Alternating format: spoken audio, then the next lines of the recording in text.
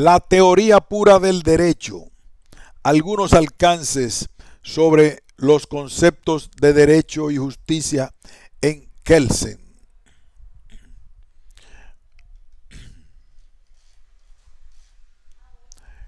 Capítulo primero. Introducción.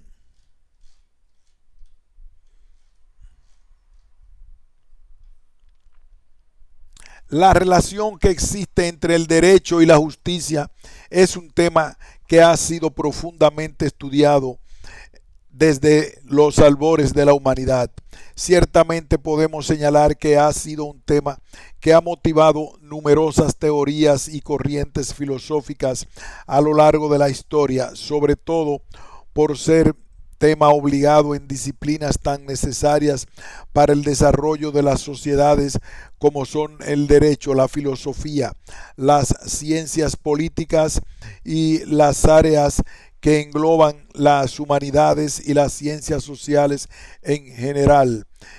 En esta oportunidad queremos enfocar el análisis desde el prisma del derecho, por lo cual basaremos nuestro estudio principalmente en la teoría pura del derecho.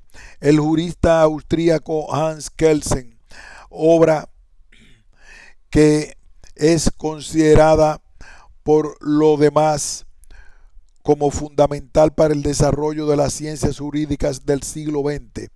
Para lograr una mayor comprensión de lo que pasamos a exponer, nos hemos propuesto desarrollar los conceptos de ley, derecho y justicia en el autor ya señalado, llevando dichos conceptos a la aplicación práctica que estos podrían tener en la realidad cotidiana y específicamente tratándose de la labor de los jueces al momento de dictar sentencia y dar su fallo acerca de alguna cuestión o pleito, así como en la aplicación de la ley que estos hacen día a día, para ver de qué forma, cómo podría tener relevancia la aplicación y la relación de los conceptos en estudio desde la perspectiva del autor en cuestión. A priori y junto con lo anterior, cabe hacer presente que el tema posee un doble interés en su estudio. En primer lugar, por cuanto este autor es considerado uno de los máximos representantes del positivismo jurídico del siglo XX, corriente filosófica trascendental en el ámbito del derecho, y en segundo lugar, porque esta doctrina del positivismo jurídico y la doctrina del derecho natural o ilus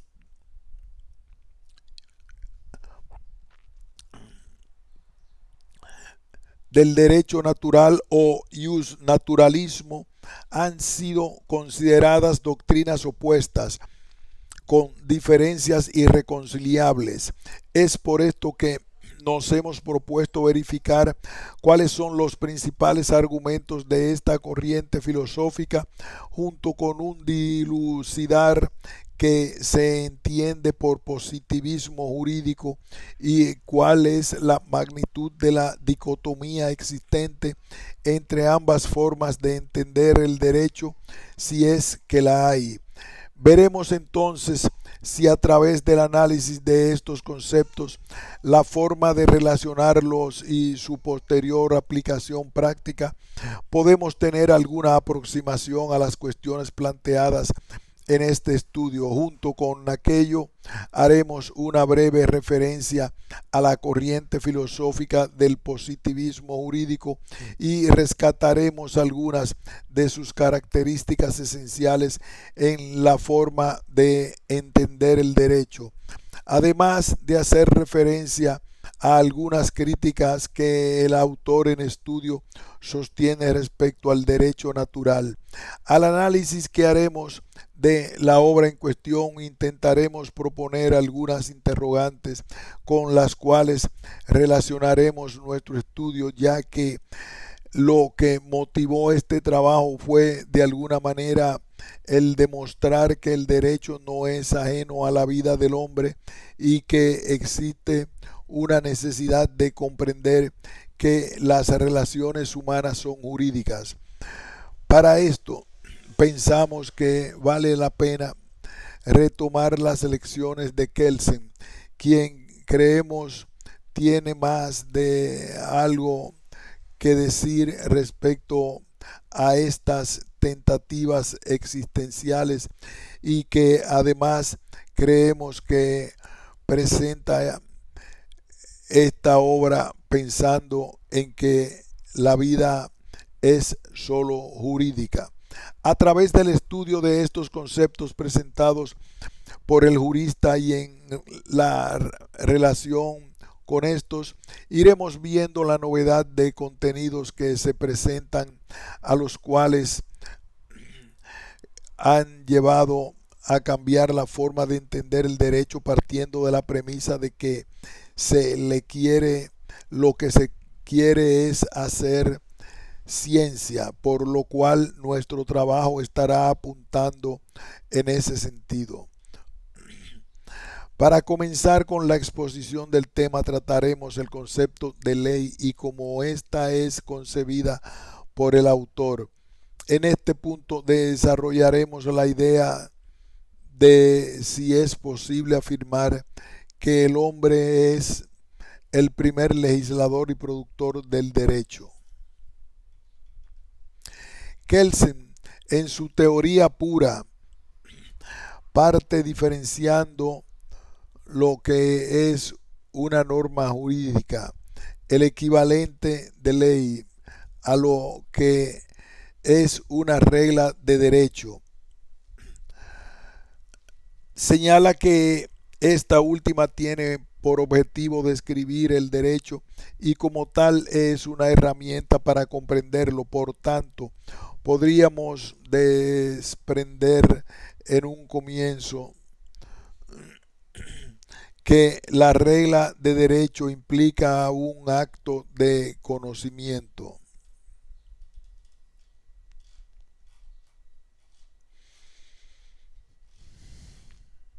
Capítulo 2. La teoría pura del derecho. Algunos alcances sobre los conceptos de derecho y justicia en Kelsen. Breve presentación de la obra. Para comenzar nuestra exposición, debemos hacer una breve referencia a la obra de este gran pensador del derecho del siglo XX. Hans Kelsen quiso, a través de la formulación de esta teoría, reivindicar el lugar que debiese tener el derecho dentro de las ciencias sociales. Ciertamente Kelsen concibe el derecho como una ciencia que debe estar depurada de todo elemento externo, llámese ideología, política, religión o de cualquier otro elemento de las ciencias de la naturaleza. Es por lo anterior que el autor señala que el derecho debe estar consciente de tener un objeto regido por leyes que le son propias. No quiere definir la ciencia jurídica tomando como parámetro y paradigma de las ciencias físicas. Es más, encuentra en la diferencia de estas la novedad de contenidos y métodos de la ciencia jurídica. Es por lo que venimos expresando que el autor rechaza invocar para salvar el derecho a Dios, ius naturalismo antiguo medieval, a la razón, ius naturalismo moderno, o a la social, que él se quiere identificar un premium ius en que el individuo es legislador positivo. Este es quien pone la norma, es decir, la ley. Es decir, la ley no es impuesta desde afuera, ni por Dios, ni por la razón, ni por el Estado, como ya señalamos. El individuo como generador de primer derecho es soberano, genera un orden jurídico. Esto quiere significar que para Kelsen la fuente del derecho es el propio derecho del individuo, que no puede tomar desde afuera su capacidad de juzgar y legislar, sino que es el mismo el primer juzgador y legislador.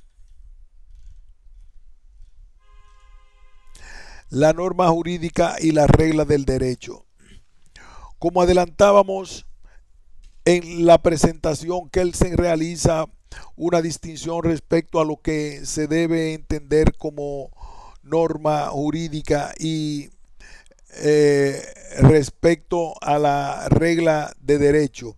El autor señala que de la misma manera que las ciencias de la naturaleza recurren a las leyes causales para explicar los fenómenos naturales, la ciencia del derecho explicaría la conducta de los hombres con la ayuda de las normas jurídicas.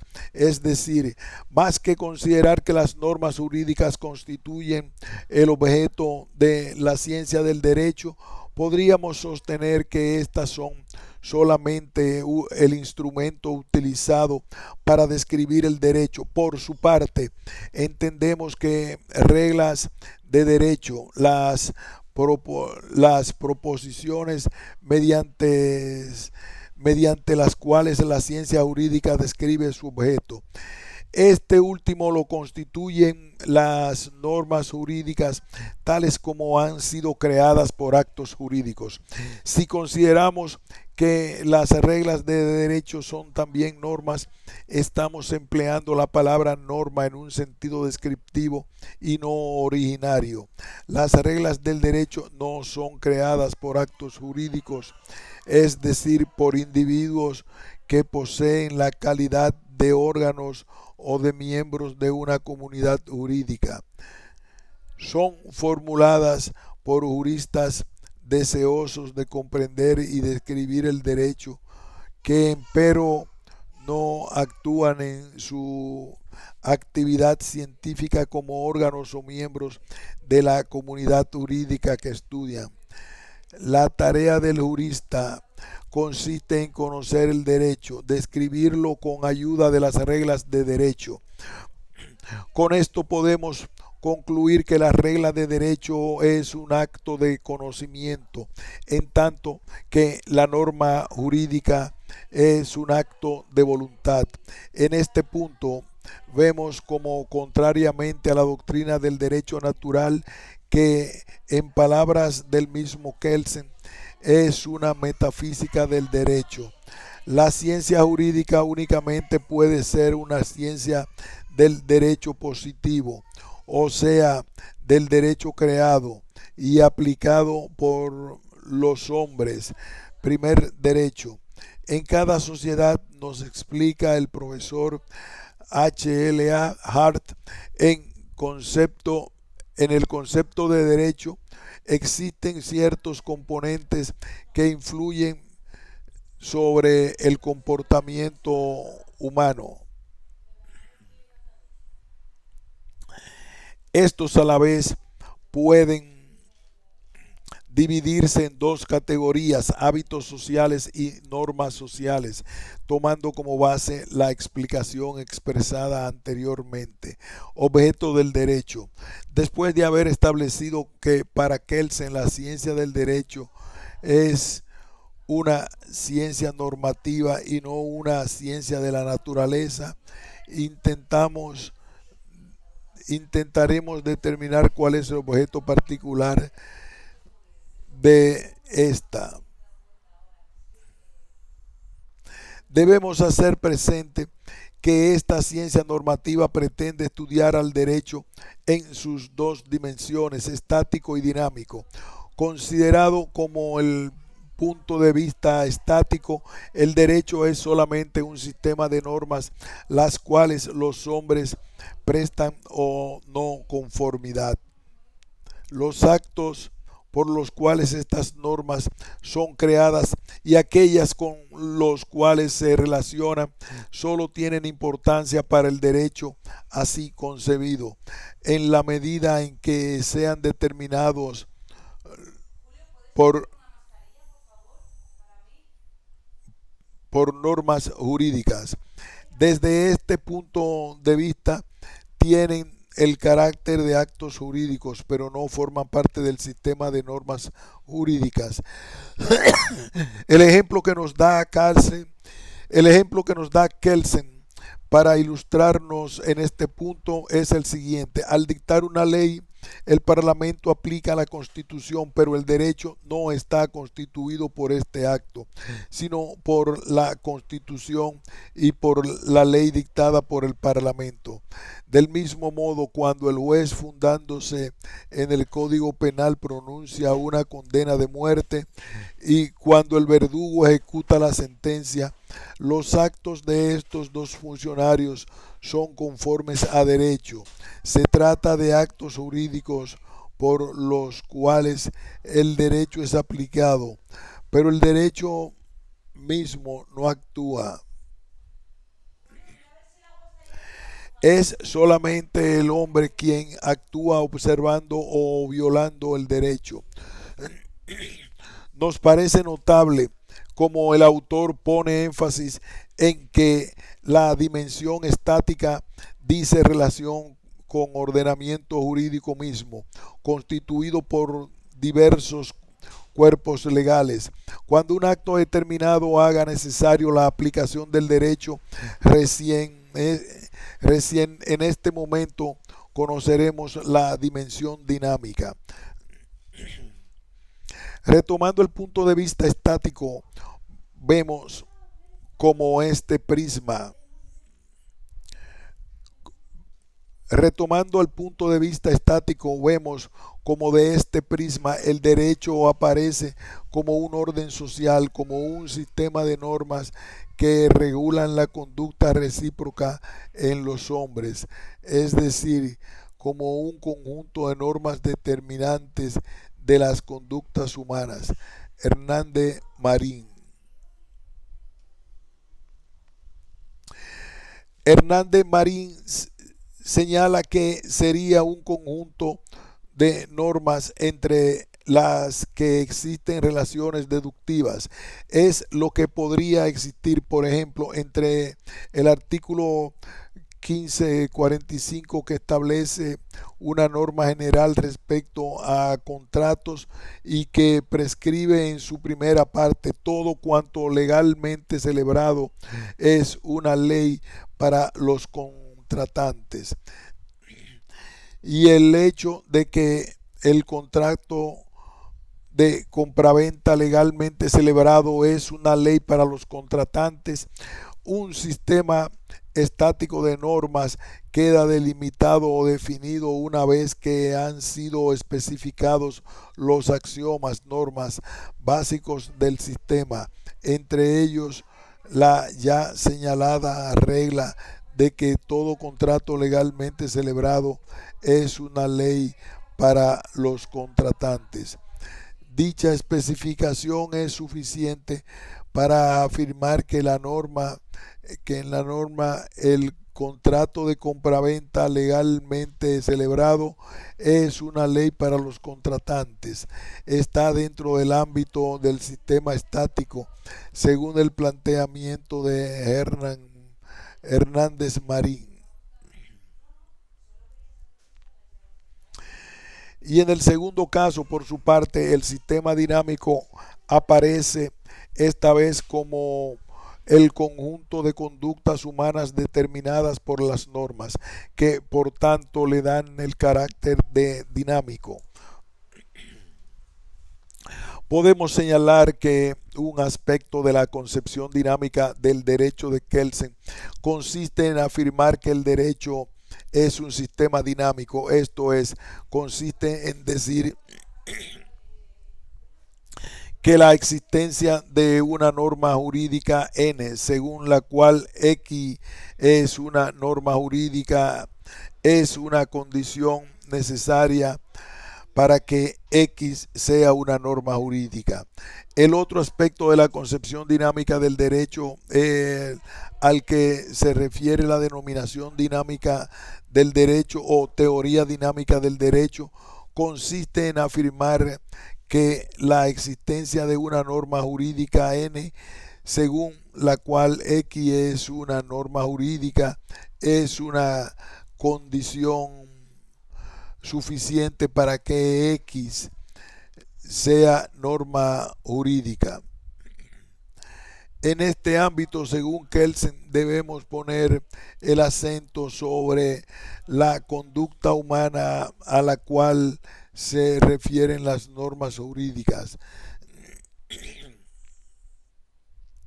Estas normas son creadas y aplicadas por los hombres y los actos que se cumplen a este efecto son regulados por las normas jurídicas. El derecho tiene la particularidad de que regula su propia creación y aplicación. Una teoría dinámica del derecho tiene así por objeto un sistema de actos que son determinados por las normas de un orden jurídico y que crean o aplican dichas normas. La afirmación de que la conducta de los hombres está enteramente determinada por el derecho no significa que esta conducta sea necesaria. La afirmación de que la conducta de los hombres está enteramente determinada por el derecho no significa que esta conducta sea necesariamente motivada por las nociones que los hombres se han formado de las normas jurídicas. Quiere decir que las normas de un orden jurídico se refieren a que las conductas de los hombres, en la medida que tengan significación jurídica y se exterioricen, constituyen una norma jurídica. Con respecto al asunto de la significación, Kelsen establece en su obra que si toda norma supone un acto por el cual ha sido creada y hechos a los cuales se aplica, no se la puede identificar, sin embargo, ni con ese acto ni con esos hechos. Es preciso también distinguir lo más claramente posible la norma del acto que se ha creado. Si analizamos cualquiera de los hechos denominados jurídicos, ley, acto administrativo, sentencia judicial, contrato o delito, se pueden distinguir dos elementos. Por una parte, un acto perceptible por los sentidos que acaece en el espacio y en el tiempo, un acontecimiento exterior que consiste frecuentemente en una conducta humana. Por otra parte, un sentido, una significación específica de alguna manera inherente a este acto o a este acontecimiento. Ya señalamos que para Kelsen, desde el punto de vista estático, el derecho es solamente un sistema de normas a las cuales los hombres prestan o no conformidad. Los actos por los cuales estas normas son creadas y aquellos con los cuales se relacionan solo tienen importancia para el derecho así concebido en la medida que sean determinados por normas jurídicas. Desde ese derecho así concebido en la medida en que sean determinados por normas jurídicas. Desde este punto de vista tienen el carácter de actos jurídicos, pero no forman parte del sistema de normas jurídicas. No estamos con aquellas tesis que sostienen que para Kelsen el individuo como entidad constituye una norma jurídica en sí, sino que creemos que de él emanan actos que en la medida que se exterioricen y tengan significación jurídica, podrían constituir ciertamente una norma jurídica. Como hemos visto en uno u otro aspecto son las normas jurídicas en las que finalmente se traduce el derecho. Una norma positiva existe cuando es válida, pero se trata de una existencia especial, diferente de los hechos naturales. Aunque la norma se encuentra en estrecha relación con tales hechos, en este sentido, es en este sentido en que Kelsen señala que para que una norma positiva exista es necesario que haya sido creada por un acto, a saber, por un hecho del hombre que transcurra en el espacio y en el tiempo. Una norma no tiene solamente una validez espacial y una validez temporal, tiene también una validez material que se consideran los hechos particulares, las diversas conductas a las cuales se aplica, ya sean de orden religioso, económico o político. Tiene por último una validez personal referida a los individuos cuya conducta regula. Tratemos de explicar el alcance de tal afirmación. Para Kelsen, el acto es un fenómeno exterior, es decir, su significación o sentido no es perceptible por la vista o por el oído del mismo,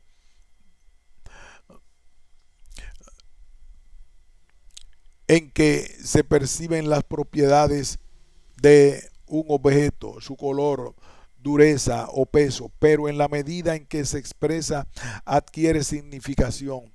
Sin duda, en la medida en que el acto se expresa por las palabras del lenguaje oral o escrito, puede por sí mismo enunciar su propia significación.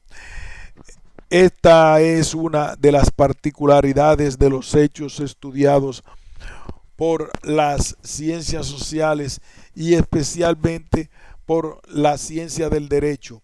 Un hecho es siempre un fenómeno que se desenvuelve en el espacio y en el tiempo, pero solo es perceptible por los sentidos cuando se trata de un hecho creador de una norma.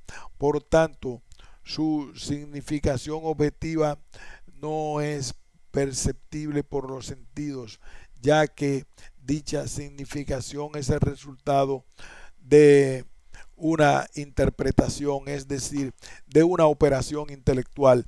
En muchos casos, esta interpretación objetiva debe hacer abstracción del sentido subjetivo dado el hecho.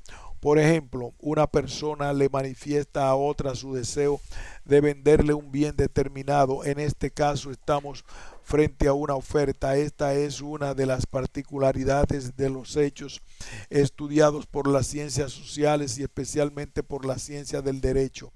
En este sentido, en que Kelsen quiere identificar en el individuo mismo la fuente primera de derecho, actuando este como legislador positivo, es decir, emanando de él mismo el acto con significación jurídica, en la medida que éste se exteriorice, sea perceptible y por tanto constitutivo de norma.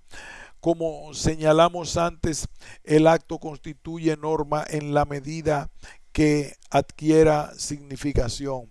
Al presentar al individuo como el primer productor de derecho, es decir, al considerarlo como primera fuente de derecho, se le está otorgando la capacidad de juzgar y legislar, por tanto, de ser creador de un orden jurídico.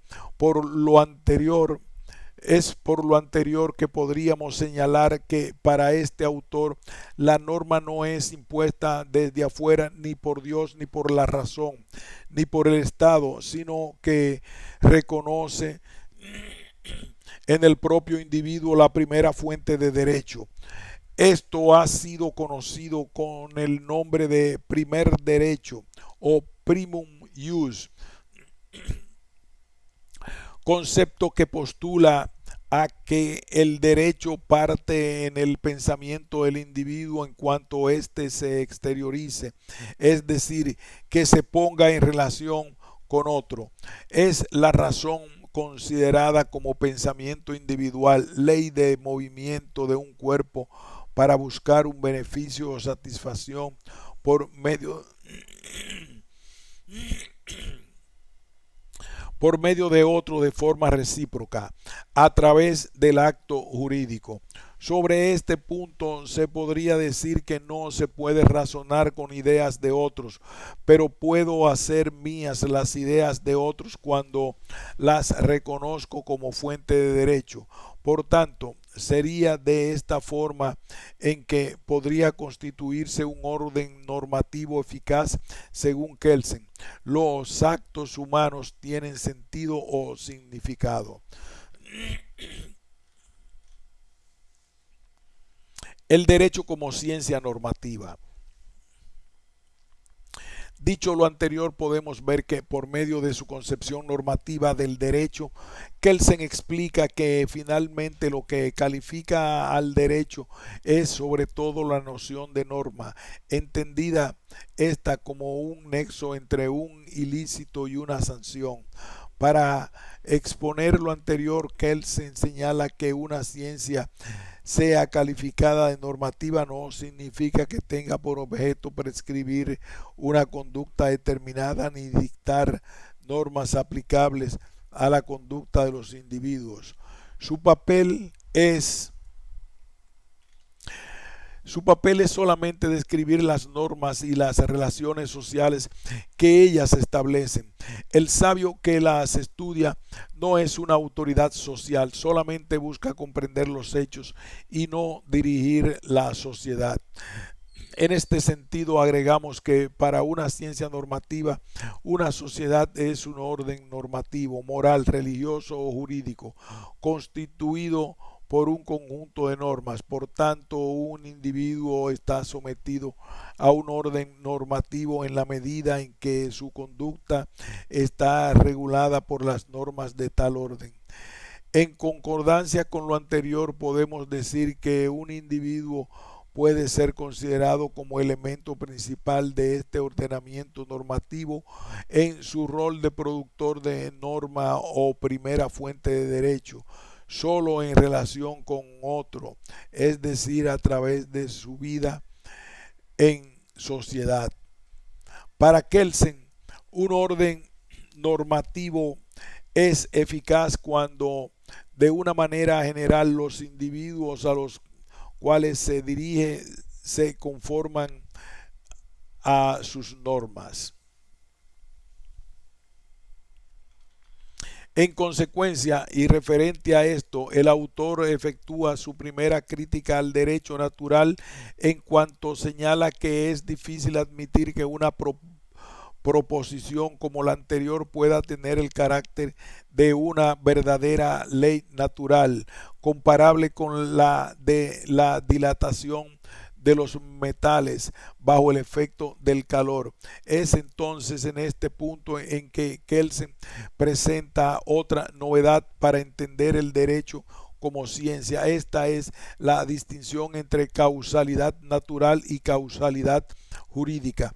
La novedad introducida por Kelsen significa que la naturaleza con sus leyes naturales, valga la redundancia, dentro del ámbito de la causalidad natural y respondiendo a interacciones biológicas, debe ser suplementada por algo que no es naturaleza y que no es producido por la naturaleza.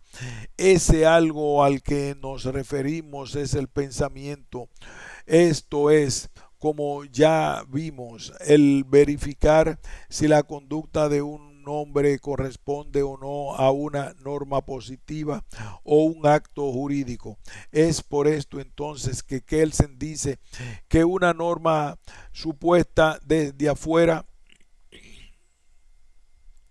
Dios, ley natural, razón, estado, no pertenece al dominio de la realidad y no entraría por tanto al ámbito de la causalidad jurídica, donde el elemento central es la imputación, concepto al que haremos referencia enseguida. Por causa de lo anterior, la distinción entre la causalidad física natural y la jurídica se pierde para Kelsen en el ámbito de una concepción metafísico-religiosa, pues En esta, el nexo causa-efecto es puesto por la voluntad de un ser superior del Creador divino. Y es precisamente aquí donde Kelsen pretende alejarse completamente de la doctrina ius naturalista, ya que él entiende que las leyes naturales al interior de esta visión metafísico-religiosa describen normas en que se expresan la voluntad divina y que manda a o prescribe a la naturaleza tener un cierto comportamiento. Kelsen quiere hacer ciencia y por eso eh, afirma que en esta visión no se distingue norma y causa. Para él, el, para él en la ciencia jurídica, esta distinción debe ser absolutamente evidente. Kelsen quiere hacer ciencia y por eso afirma que en esta visión no se distingue norma y causa. Para él, en la ciencia jurídica, esta distinción debe ser absolutamente evidente. Dicho lo anterior, podemos decir que claramente existe diferencia entre el metal que se calienta y el hecho de que dos personas declaren su voluntad de celebrar un contrato. Como hemos visto, la diferencia fundamental entre la causalidad natural y la jurídica es que en esta última hay un elemento imprescindible, el elemento de la imputación. Pero para poder desarrollar este elemento se debe entender al hombre en relación con otros hombres y de forma libre, es decir, no sometidos a la causalidad natural, sino totalmente responsable de sus actos. Por tanto, cabe señalar que la libertad es la condición esencial de la imputación, ya sea moral, religiosa o jurídica. Cabe concluir en este punto que la causalidad física se caracteriza por la necesidad y la causalidad jurídica por la imputabilidad. Si tuviéramos que establecer una relación entre cómo se genera el conocimiento a partir de las ciencias de la naturaleza, causalidad natural, y cómo se obtiene en las ciencias jurídicas, causalidad jurídica, obtendríamos algo como esto. Imprudencia igual conocimiento per fructus. Ciencia igual conocimiento per causas. El cuadro puede ser explicado de mejor manera en el acontecimiento de la fe. En la concepción del derecho como ciencia normativa en la cual Kelsen se ha ganado a sus mayores detractores, es en la concepción del derecho como ciencia normativa en la cual Kelsen se ha ganado a sus mayores detractores. Por ejemplo, se ha señalado, interpretando erróneamente al jurista, que el hecho de que un individuo tenga el deber jurídico de comportarse de un cierto modo significaría, según el autor, que debe existir una norma jurídica que ordene a este individuo dicho comportamiento. De ahí supuestamente deducirá Kelsen, en primer lugar, que un deber jurídico no es más que la norma jurídica en relación a un individuo. Y en segundo lugar, que deber jurídico y norma jurídica coinciden. Sin embargo, a nuestro modo de ver las cosas, esto no sería así, ya que el individuo es considerado por el autor como la primera fuente de derecho. Como ya explicamos, es del individuo del cual emana el acto con significación jurídica, que en la medida que éste se exteriorice adquiere el carácter de norma jurídica. La crítica de algunos autores en este punto se refiere a que, puesto que los derechos y deberes son normas, también las personas son reducibles a normas. Pero esto no es así, como venimos explicando, ya que no se estaría considerando al individuo como productor de norma, pues es la intención de Kelsen, sino que se la reduce a norma en sí. Por consiguiente, tampoco sería efectiva la coincidencia entre deber jurídico y la norma jurídica, ya que lo primero responde a la relación de causalidad jurídica y lo segundo a una manifestación que puede encontrar su fuente en el individuo mismo. Ya vimos en su momento que en cuanto deber, ser u orden, la norma jurídica es el sentido subjetivo de un acto de voluntad primum ius, exteriorizado y con significación jurídica, dirigido al comportamiento de otro. Por ello, dice Kelsen que la existencia de la norma jurídica depende de ciertos hechos empíricos de otros, puesto que esos hechos son actos humanos. De la existencia de las normas jurídicas depende de la acción del hombre, primera fuente del derecho. Todas las normas jurídicas son, pues, según Kelsen, positivas. Por ello, dice Kelsen expresamente que en esos hechos u actos, por ello dice Kelsen expresamente que en esos hechos u actos consiste la positividad de la norma jurídica.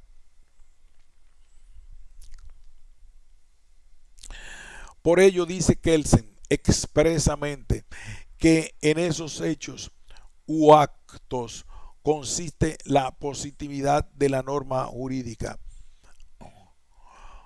Como expusimos anteriormente, de la interpretación que realiza Hernández Marín, a la que adherimos parcialmente respecto al tema de que Kelsen, todas las entidades jurídicas son normas jurídicas, también sería, por tanto, según lo que expusimos, entidades positivas. Concluye Hernández Marín que no hay derecho natural sino doctrinas del derecho natural, ya que todo el derecho es derecho positivo. Derecho y justicia. Para comenzar a exponer sobre este punto debemos advertir que para Kelsen, en su sentido propio, la idea de justicia es un valor absoluto, un principio que aspira a ser válido siempre y en todas partes, independientemente del espacio y del tiempo. Es eterna e inmutable. Por tanto, ni la ciencia del derecho positivo ni ninguna otra ciencia pueden determinar su contenido, que varía al infinito. En suma, la justicia absoluta no puede ser definida racionalmente. Considerando la premisa con la que partimos este análisis,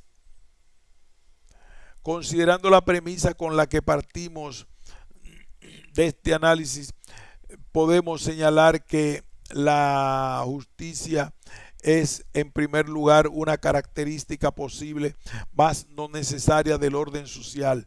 Recién, en segundo término, constituye una virtud del individuo, pues un hombre es justo en conformidad con el pensamiento de Kelsen, cuando su obra concuerda con el del orden considerado justo. Pero cabe preguntarse, ¿cuándo es justo un orden social determinado? Lo es, creemos, cuando regla la conducta de los hombres de modo tal que da satisfacción a todos y a todos les permite lograr la felicidad. Podemos concluir entonces que aspirar a la justicia es desear la felicidad de los seres humanos.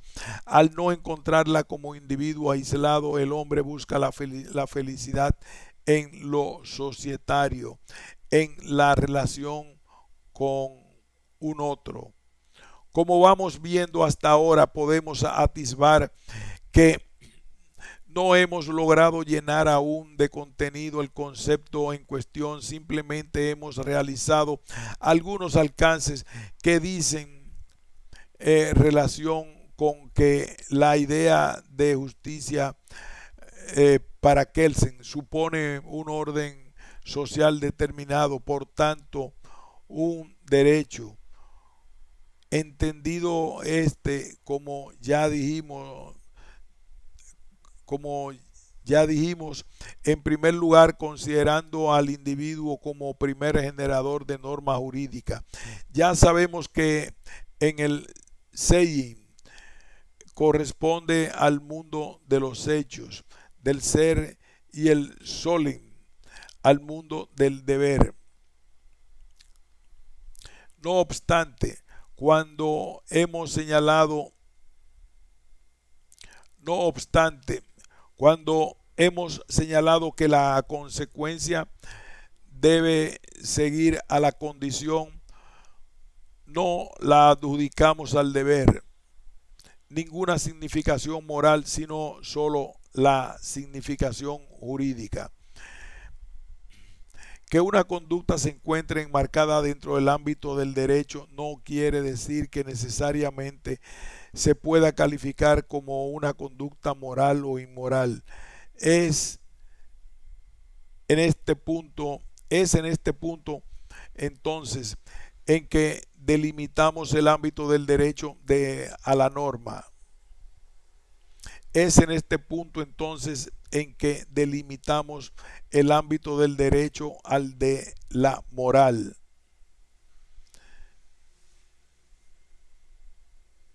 Ya que podemos ver cómo las opiniones de los hombres pueden variar y diverger en cuanto a los valores que han de considerarse como evidentes, y no es posible realizar todos estos valores en el mismo orden social, nos señala el jurista austríaco. Es así entonces como podemos afirmar en base al texto que la ciencia del derecho descrita anteriormente no puede declarar que tal orden o tal norma jurídica es justo o injusto, pues tal juicio se funda ya sea en una moral positiva, es decir, en un orden normativo diferente e independiente del derecho positivo, o en un verdadero juicio de valor con carácter subjetivo, señala Kelsen. Vemos así confirmado lo señalado al comienzo, la justicia como un valor absoluto que muy pocas veces se presenta como un valor relativo, fundado sobre una moral positiva, cuando coinciden ambas. Es más, vemos que para el jurista la justicia absoluta no puede definirse racionalmente. Agrega el autor, dotada de una validez absoluta, la justicia está más allá de toda experiencia. Como la idea platónica está más allá de la realidad sensible y la cosa en sí es trascendente a los fenómenos. Finalmente, Kelsen destruye todas las tentativas o acercamientos al ideal de justicia. En primer lugar, establece el dualismo entre la justicia y el derecho, señalando que de forma notable que ésta tiene una doble función. Por un lado, permite a los espíritus optimistas y conservadores justificar un estado o un orden social pretendiendo que es conforme al ideal, y por otro lado, los espíritus pesimistas o revolucionarios criticarlos por la razón contraria.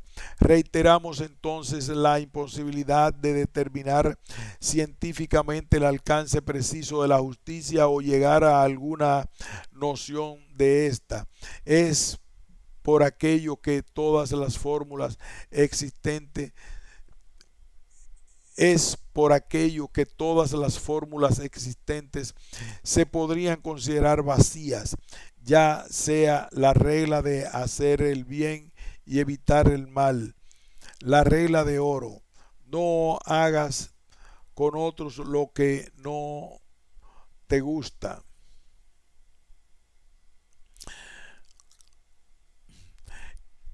Es por aquello que todas las fórmulas existentes se podrían considerar vacías, ya que sea la regla de hacer el bien y evitar el mal, la regla de oro, no hagas con otros lo que no te gusta que te hagan, o el tan conocido dar a cada uno lo suyo. Junto a esto se le quita todo valor al imperativo categórico de Kant a raíz de lo señalado en la relación del derecho con la moral. Para concluir sobre este punto, cabe señalar que la justicia como ideal es irracional y escapa, por tanto, al conocimiento racional.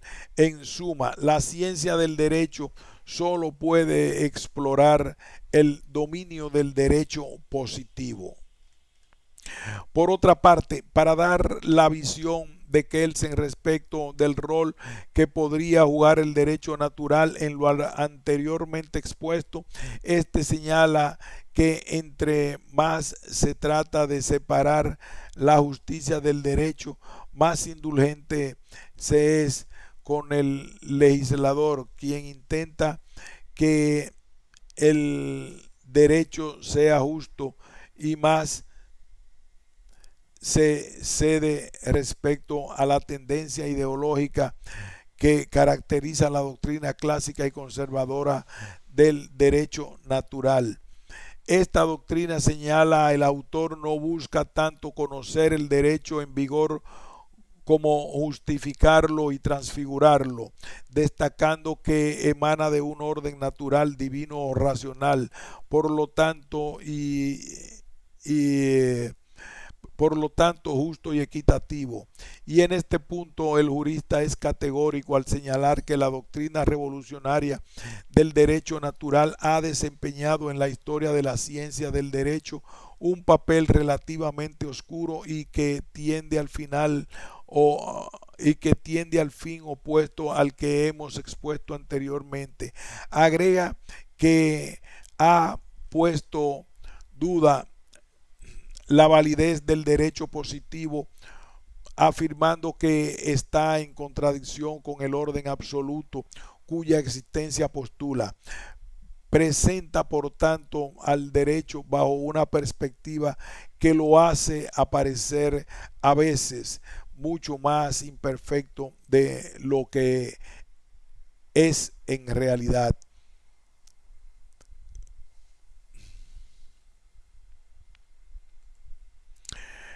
Continuaremos con el próximo punto, moral y derecho. Ahora hacemos una pausa.